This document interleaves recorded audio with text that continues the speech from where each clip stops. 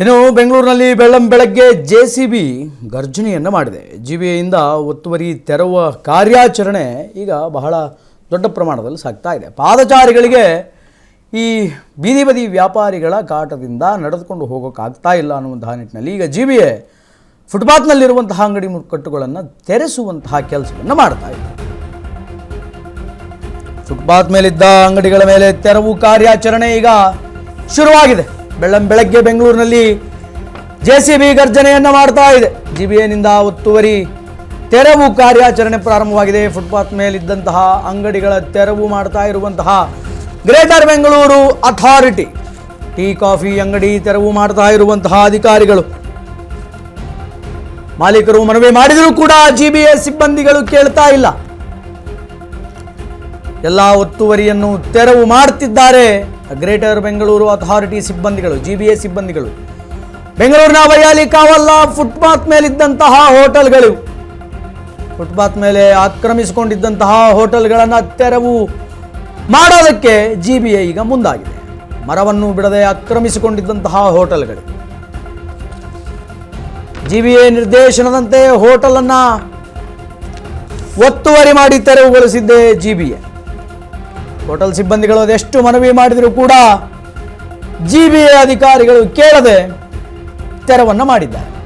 ಯಾರು ಏನಂದ್ರು don't care ಅಂತಿರುವಂತಹ GBA, ಯಾರು ಏನೇ ಹೇಳಿದರೂ ಕೂಡ ಅದನ್ನು ಕೇಳುವಂತಹ ಸ್ಥಿತಿಗತಿಯಲ್ಲಿ ಜಿಬಿಎ ಇಲ್ಲ. ಜಿಬಿಎಗೆ ಅದೇನು ಆದೇಶ ಅನ್ನುವಂಥದ್ದು ಬಂದಿದೆ ಅಧಿಕಾರಿಗಳಿಗೆ, ಮೇಲಧಿಕಾರಿಗಳಿಂದ, ಅದನ್ನು ಅವರು ಫಾಲೋ ಮಾಡ್ತಾ ಇದ್ದಾರೆ. ಫುಟ್ಪಾತ್ ಮೇಲಿದ್ದಂತಹ ಅಂಗಡಿಗಳನ್ನು ತೆರವು ಮಾಡೋದಕ್ಕೆ ಈಗ ಜಿಬಿಎ ಮುಂದಾಗಿದೆ. ಪಾದಚಾರಿಗಳಿಗೆ ತೊಂದರೆ ಆಗ್ತಾ ಇದೆ. ಬೆಂಗಳೂರಿನ ಫುಟ್ಪಾತ್ಗಳಲ್ಲಿ ಯಾರ್ಯಾರು ನಡ್ಕೊಂಡು ಹೋಗ್ತಾರೆ ಅವರಿಗೆ ತೊಂದರೆ ಆಗ್ತಾ ಇದೆ. ಆ ಕಾರಣಕ್ಕೆ ಅಲ್ಲಿ ಯಾವುದೇ ಅಂಗಡಿ ಮುಕ್ಕಟ್ಟುಗಳಿರಬಾರದು, ಎಸ್ಪೆಷಲಿ ಆನ್ ಫುಟ್ಪಾತ್. ಪಾರ್ಕಿಂಗಿಗೆ ಸಮಸ್ಯೆ ಆಗ್ತಾ ಇದೆ.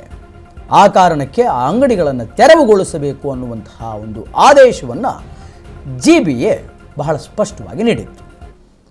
ಜುಲೈ 1ನೇ ತಾರೀಕರಂದು ಬುಲ್ಡೋಸರನ್ನು ನುಗ್ಗಿಸ್ತೀವಿ, ಅಂಗಡಿ ಮುಕ್ಕಟ್ಟುಗಳನ್ನು ತೆಗೆಸ್ತೀವಿ, ಅಷ್ಟರೊಳಗಡೆ ನೀವು ತೆಗಿಬೇಕು ಅಂತ ಹೇಳಿ ಅನೇಕ ಜನ ಪ್ಯಾನಿಕ್ ಆಗಿದ್ರು. ಬಟ್ ಜಿಬಿಎ ಆದೇಶ ಹೆಂಗಿತ್ತು ಅಂತಂದರೆ, ಹೆಚ್ಚುವರಿ ಜಾಗವನ್ನು ಯಾರು ಆಕ್ರಮಣ ಮಾಡ್ಕೊಂಡಿರ್ತಾರೋ ಫುಟ್ಪಾತ್ನಲ್ಲಿ ಅವರ ಅಂಗಡಿಗಳನ್ನು ತೆರವುಗೊಳಿಸ್ತೀವಿ ಅಂತ ಹೇಳಿತ್ತು. ಆ ಆದೇಶದಂತೆ ಜಿಬಿಎ ಈಗ ತನ್ನ ಕಾರ್ಯಾಚರಣೆಯನ್ನು ಪ್ರಾರಂಭ ಮಾಡಿಕೊಂಡಿದೆ.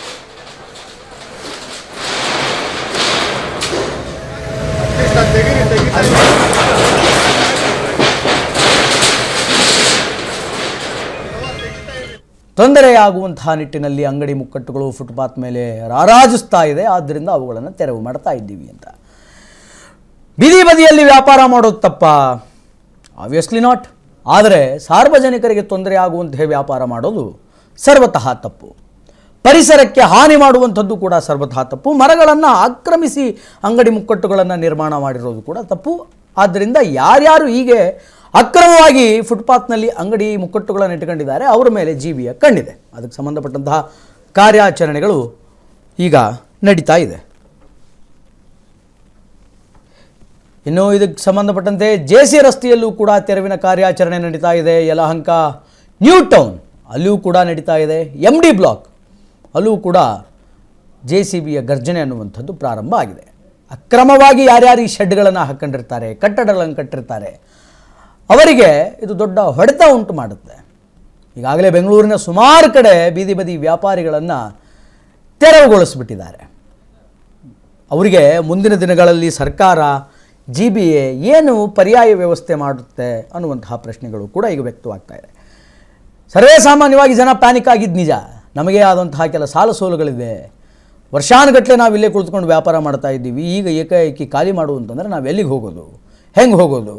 ನಮಗಿಲ್ಲೇ ವ್ಯಾಪಾರ ಮಾಡಿ ಅಂತ ಜಿಬಿಎ BBMP ಕಾರ್ಡ್ ಕೊಟ್ಟಿದೆ. ಕಾರ್ಡ್ ಮೇಲೆ ಲೋನ್ ಕೂಡ ಸ್ಯಾಂಕ್ಷನ್ ಮಾಡಿದೆ. ಲೋನ್ ತೀರಿಸೋದು ಹೆಂಗೆ ಅನ್ನುವಂತಹ ಆತಂಕಕ್ಕೆ ಒಳಗಾಗಿದ್ದಾರೆ. ಮುಂದಿನ ದಿನಗಳಲ್ಲಿ ಇದು ಎಲ್ಲಿವರೆಗೂ ಹೋಗಿ ನಿಲ್ಲುತ್ತೆ ಅನ್ನುವಂಥದ್ದನ್ನು we have to wait and watch.